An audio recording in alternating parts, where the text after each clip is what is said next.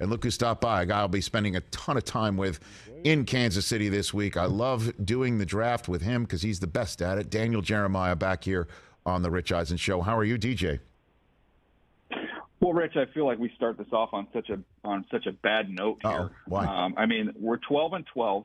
Machado's hitting 220. Yeah. Soto's hitting 198. Yep. I mean, this is not going to – these guys have long track records, and we're going to get hot, and we're going to get rolling. Well, Tatis homered. He's back. I mean, he's back, so you're good with the Padres. Oh, he's going to be – we're going to be fine. And the Dodgers aren't running away with it. I mean, you know, you're fine. I totally think you're fine. Don't worry about that. Yeah, thank you. Appreciate that. You're welcome. It's draft week, baby. I'm in Kansas City. It looks like it's brisk outside. I always enjoy this when I get to the city, and I'm all excited.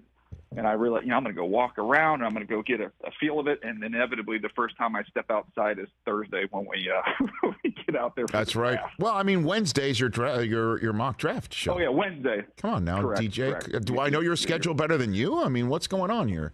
You do. Well, Andrew Howard's got me booked. I'm just trying to keep up. Well, I appreciate you kicking off your week here, Daniel. So, you believe it's Bryce Young first overall as we enter draft week? I do. Why? Why do you feel that way? I've long thought he was the target when they traded up there. I thought he was the best quarterback. I thought he was the best player. And then everything that you hear coming out of there and what matters to them and what they value at the position, I think we got over. I don't think that either of us did, but I think there was a narrative of the type of player that Frank Reich had coached in terms of a build, and then that was the only thing that was being used to dissuade people from thinking it was going to be Bryce Young. And I pushed back on that, just saying, like, look, I don't know what smaller quarterbacks were options for him at those times. He wasn't making those selections. He wasn't choosing who the quarterbacks were on those teams.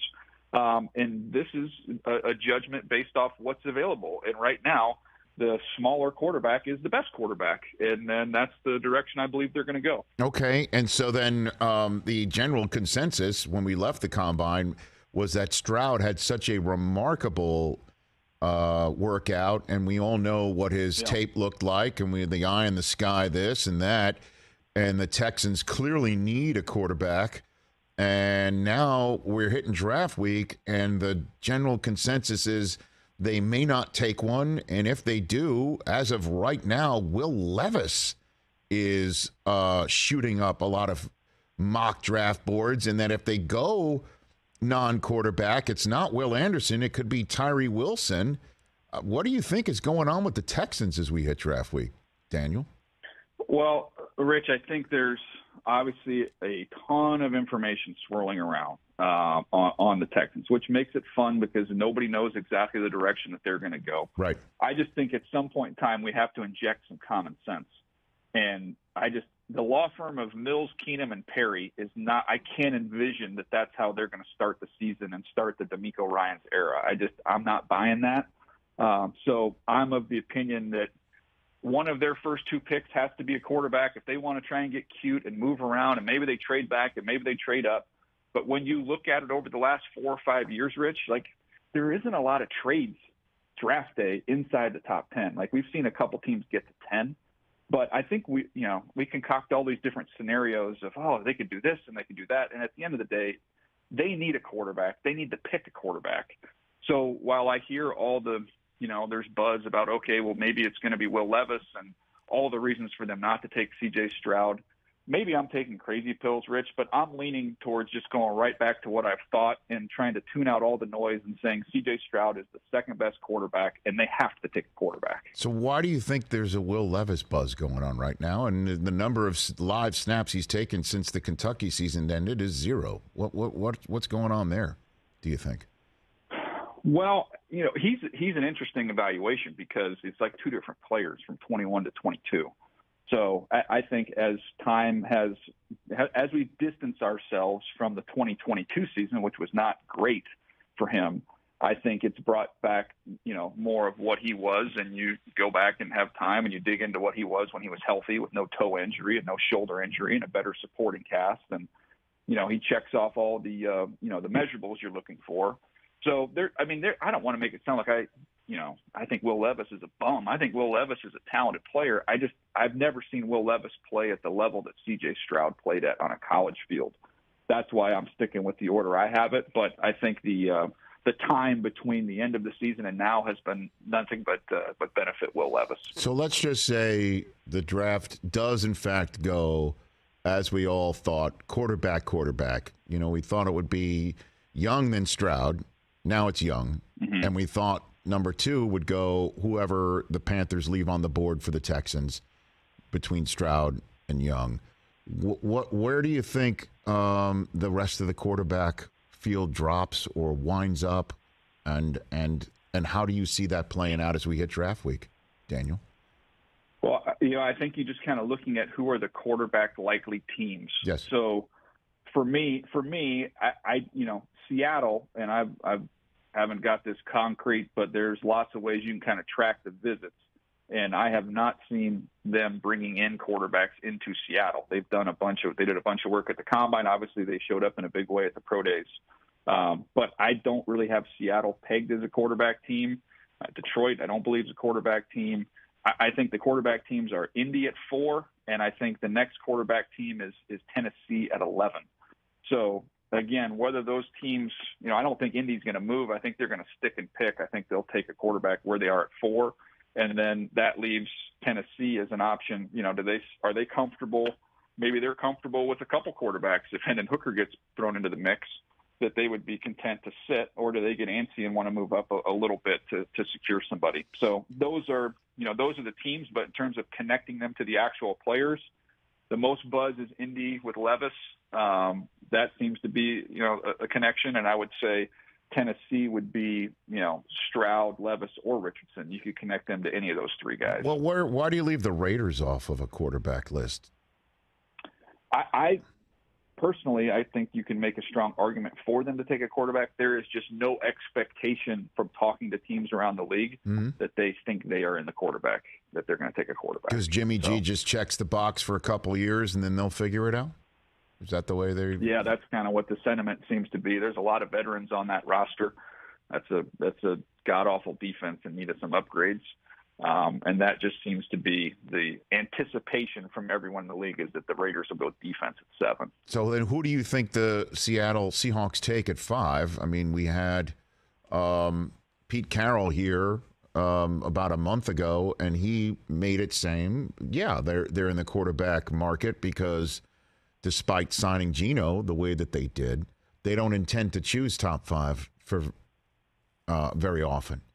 So what do you think? Is that a Jalen Carter spot, which a lot of people think? Yeah, I would think that Stroud would be the only one. Like if somehow Stroud were still there, I know that that would be the one I would say. Okay, I know they haven't done everything on these guys, but I think that would be the one where I would say, I wouldn't say it's not 100% chance they're not taking one. But with Seattle, it's Jalen Carter or no Jalen Carter. And I can tell you in the last 24 hours, Rich, you can truly appreciate. I got a text from one general manager that said the Seahawks will not be scared of Jalen Carter. And I got a text from another general manager that said the Seahawks will not take Jalen Carter. Yes. What do I do with that? I don't know, man. I mean, this is way up in the air, Daniel Jeremiah. And that's why, I guess as we've hit draft week, your analysis of Anthony Richardson and his ceiling and floor for Thursday night, do you think is what? Yeah, I mean, I wouldn't, I think his party would probably start at 4 with Indy as being in play there with Indy. Mm-hmm.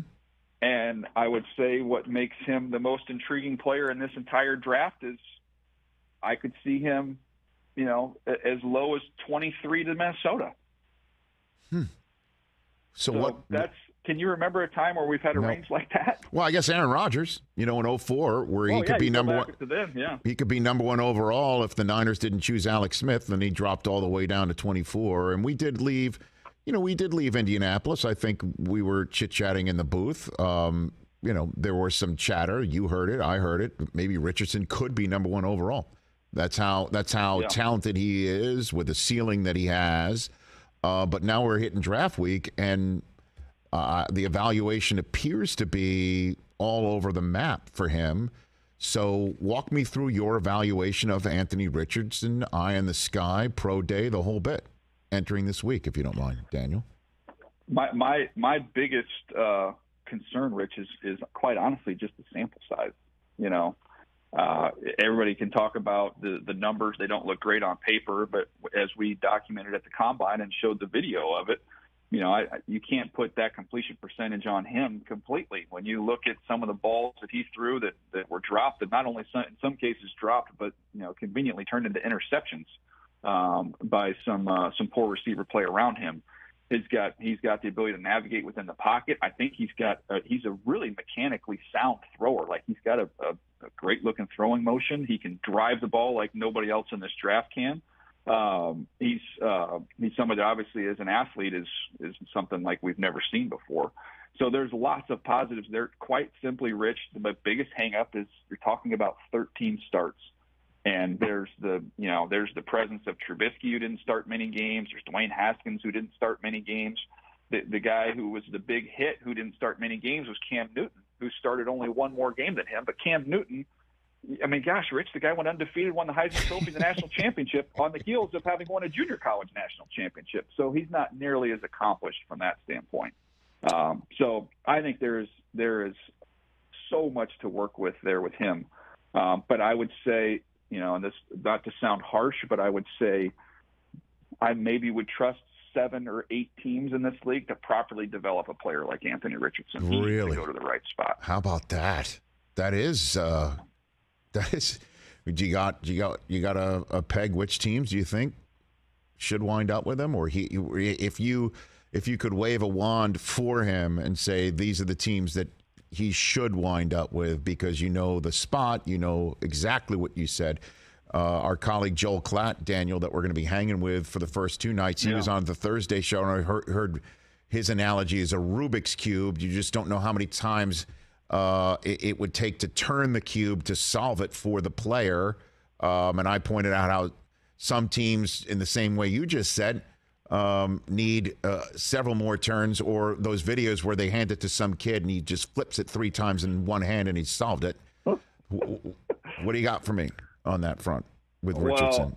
Yeah, we love analogies, because I had used, and me and Joel had talked about this in the past, and I had used kind of the lottery ticket analogy, which was, look, if all these guys are at risk, which one has the biggest payout? And that's Anthony Richardson. So apparently me and Joel had different hobbies as kids.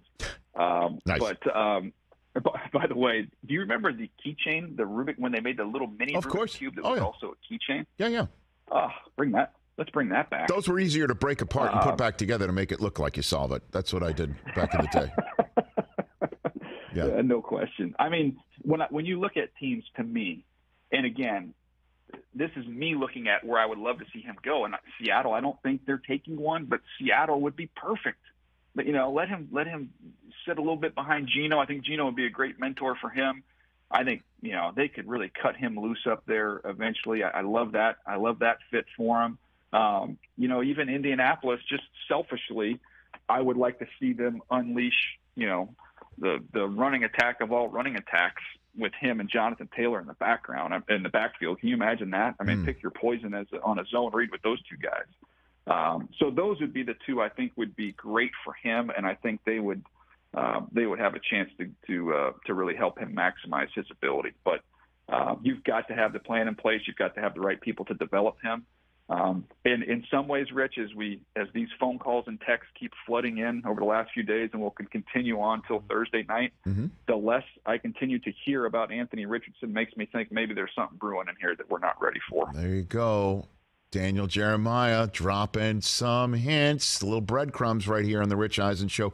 All right, we've reached the quick hitter portion of our conversation. Okay. The first defensive player off the board on Thursday night will be? I'm going to say it will be Will Anderson. Okay. And you think Arizona at 3? Arizona, correct. All right. The first offensive lineman off the board Thursday night will be? I'm going to say that will be Paris Johnson. Okay. And you got him going where? Where do you think? Paris Johnson, I think, begins in play. Haven't finalized it yet, but I would say at pick number 9 with Chicago is probably where that goes. So they turned down Skoronski. I mean, we were all penciling, if not sharpieing, the Northwestern kid to the Bears at 9. But you think if they have their choice of linemen, they choose Paris Johnson first from Ohio State? I'm a Peter Skoronski guy. Yep. I have Skoronski, pretty good distance between the two, but that seems to be the latest that I'm hearing. Okay. Now, Bijan Robinson's fascinating to me. I mean, talk about a difference maker. Mm-hmm. He's one of your top 5 overall talents. Number 3, right? So what's his deal? A running back of significance available amongst this entire conversation we've just had. Amazing. This is a fun draft. One of the reasons why this is a fun draft, Rich, is because we've got a lot of exceptions with players, undersized. They don't have the right, small offensive line, maybe don't have the right arm length. We've got corners that are light. We've got 173-pound receivers. Like this is a premier prototype player. So that's why the whole running back value thing, I think you've got to rethink that in this particular draft. I have no clue where to put him. I'm leaning towards putting him to Detroit, which if Detroit got him with the second pick at 18, I mean, I think they win the draft at that point in time. And I also think Brad Holmes being with the Rams, watching Jared Goff play with at the time, young, fresh Todd Gurley and what that offense looked like. And now you get Brad Holmes and Jared Goff, and they get their young, fresh Todd Gurley here with Bijan Robinson. Why wouldn't Atlanta snag him? And I'm trying. I mean, every Falcon fan I know is like, let's go get him. Why not? Right? Why not? Well, Arthur Smith knows what to do with a big time running back coming from Tennessee. I can make a case of why that makes sense. The only thing I would say is that there's a belief when it comes to running back position that getting a great running back on a below average team, you're almost kind of wasting him. If he's going to play for 5 or 6 years, you want to build up your team and then drop your running back in as the last thing, so you use all of his carries that matter a little bit more. That's the kind of a league philosophy when it comes to that position right now. Where's Hendon Hooker winding up? And you want to talk about more fascinating? You got a 5th quarterback in the equation who might be what? If he was healthy, 2nd off the board at the quarterback spot, or maybe 3rd. I mean, but he's not healthy, or he's recovering from an ACL. What happens with him, do you think? I think if you take the 3 factors with him that are impact him, right, are the offense he played in, which is kind of that old Baylor offense. It's the age, a little bit older, and then it's the injury. If you remove those 3 things, Rich, he'd be my 3rd overall quarterback. I think he'd be a lock to go in the top 10. So I've been told recently that Houston has done a lot of late work on him. Mm-hmm. So one of the theories, if Houston were to go with a defensive player, that Hendon Hooker would be their choice at 12. So I think that's where he starts coming into play at that point in time.